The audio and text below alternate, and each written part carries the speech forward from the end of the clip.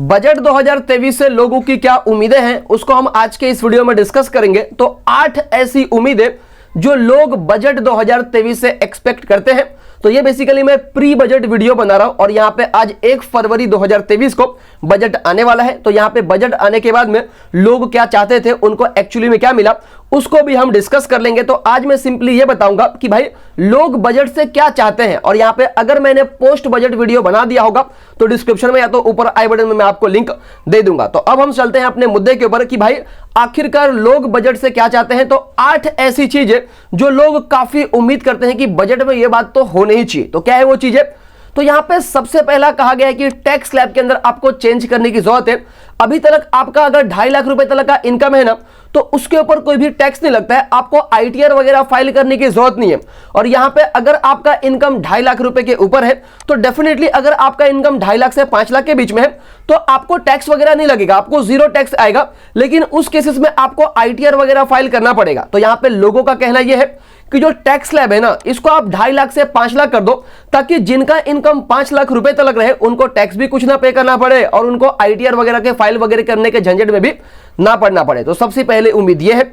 दूसरी बात यहां पे लोगों का कहना यह है कि जो हेल्थ इंश्योरेंस है और जो टर्म इंश्योरेंस का प्रीमियम है ना, आपको पता है कि हेल्थ इंश्योरेंस और टर्म इंश्योरेंस काफी इंपॉर्टेंट है। तो आप जो भी प्रीमियम पे करते हैं उसके ऊपर आपको 18% का जीएसटी पे करना पड़ता है। तो यहां पे लोगों का कहना यह है कि भाई ये जो चीजें हैं ना, हेल्थ इंश्योरेंस, लाइफ इंश्योरेंस, काफी इंपॉर्टेंट चीजें हैं। तो यहां पे आपने जीएसटी कम देना चाहिए। तो इसके वजह से हेल्थ इंश्योरेंस और टर्म इंश्योरेंस के प्रीमियम के ऊपर आपको 18% के जीएसटी को कम करके 5% करना चाहिए। बाकी आप क्या सोचते हैं वो नीचे कमेंट करके जरूर बताना। उसके बाद यहां पे थर्ड बात यह कही गई है कि जो भारत की बहुत सारी कंपनी बाहर गई है ना, उसको वापस से भारत में लाने की जरूरत है। आपको पता होगा कि इंडिया में बहुत सारी कंपनीज ऐसी है जो बिजनेस तो इंडिया में करती है, लेकिन इनका जो रजिस्टर्ड ऑफिस होता है ना, हेडक्वार्टर, वो सिंगापुर में होता है। फॉर एग्जांपल फ्लिपकार्ट की अगर मैं बात कर लूं तो बिजनेस तो वो इंडिया में कर रही है, लेकिन इनका जो हेड ऑफिस रजिस्टर्ड है ना, वो सिंगापुर में है। ऐसा क्यों करती है? तो कंपनी टैक्स वगैरह को बचाने के लिए ऐसा करती है। तो यहां पे लोगों का कहना यह है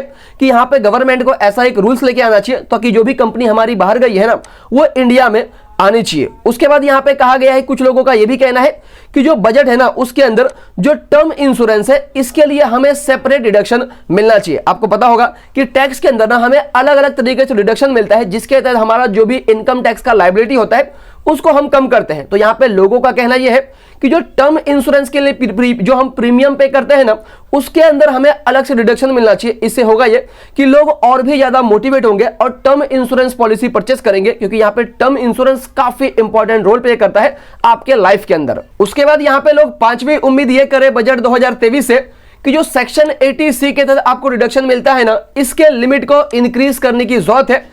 क्योंकि यहां पे करेंटली अभी आपको सेक्शन 80C के तहत 1.5 लाख रुपए तक का डिडक्शन मिलता है। तो जितना ज्यादा आपको डिडक्शन मिलेगा उतना पैसा आप बचा पाएंगे, उतना टैक्स आप बचा पाएंगे।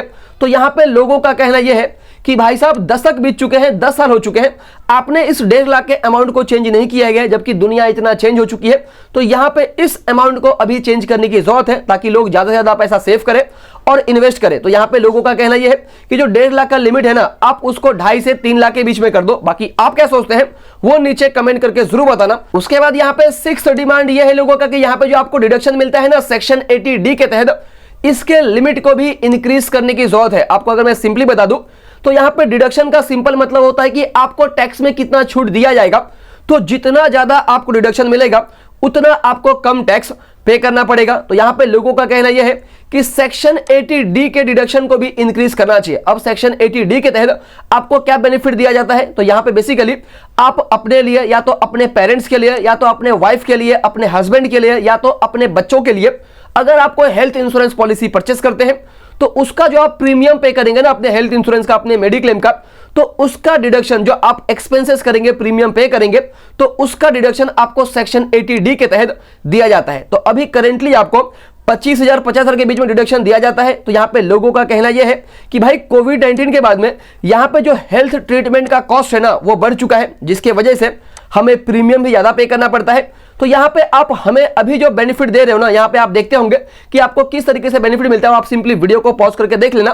तो यहां पे लोगों का कहना यह है कि यहां पे अभी जो आप हमें बेनिफिट दे रहे हो ना, इसके लिमिट को इंक्रीज करने की जरूरत है। यहां पे आप हमें कम से कम 1 लाख रुपए तक का डिडक्शन आपको देना चाहिए, ताकि इससे लोग और भी ज्यादा हेल्थ इंश्योरेंस पॉलिसी वगैरह परचेस करेंगे। बाकी आप क्या सोचते हो वो भी नीचे कमेंट करके जरूर बताना। उसके बाद यहां पे 7th डिमांड ये है लोगों का कि जो गवर्नमेंट आपको सेक्शन 80 TTA के तहत इंटरेस्ट में डिडक्शन वगैरह का बेनिफिट देती है ना, तो ये जो डिडक्शन का लिमिट है इसको भी इंक्रीज करने की जरूरत है। अब आपके दिमाग में क्वेश्चन आएगा कि आखिरकार सेक्शन 80 TTA के तहत हमें क्या बेनिफिट मिलता है। तो यहां पे आपका बैंक के अंदर जो भी सेविंग अकाउंट है और उस सेविंग अकाउंट के ऊपर आप जो भी साल का इंटरेस्ट इनकम अर्न करते हैं, तो यहां पे आपका अप टू 10,000 रुपए तक का जो भी इंटरेस्ट इनकम होगा उसके ऊपर कोई भी टैक्स नहीं लगेगा। उल्टा यहां पे आपको सेक्शन 80 TTA के तहत इसके ऊपर डिडक्शन का बेनिफिट दिया जाता है। और यहां पे एक इंपॉर्टेंट बात यह भी है कि ये जो बेनिफिट है ना, वो आपको सिर्फ सेविंग अकाउंट के इंटरेस्ट के ऊपर ही दिया जाता है, ना कि आपको एफडी और आरडी वगैरह के इंटरेस्ट के ऊपर। तो यहां पे लोगों का कहना यह है कि अगर आप सिर्फ सेविंग अकाउंट के इंटरेस्ट पे हमें बेनिफिट दोगे, एफडी पे आरडी वगैरह के इंटरेस्ट पे नहीं दोगे, तो इससे लोग बैंक में पैसे डिपॉजिट ही क्यों करेंगे।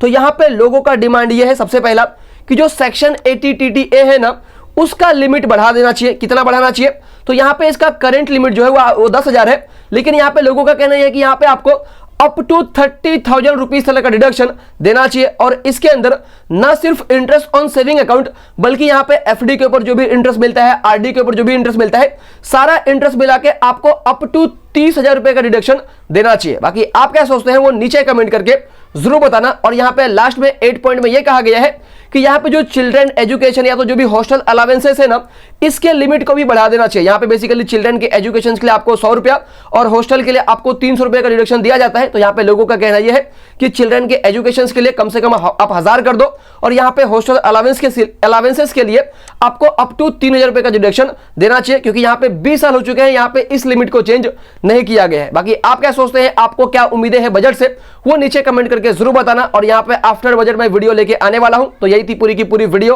अच्छी लगी तो वीडियो को जरूर लाइक करना, चैनल को सब्सक्राइब करना, और इस वीडियो को अपने फैमिली, फ्रेंड और रिलेटिव में जरूर शेयर करना जिनको भी इसकी जरूरत है उनके साथ में। जय हिंद दोस्तों।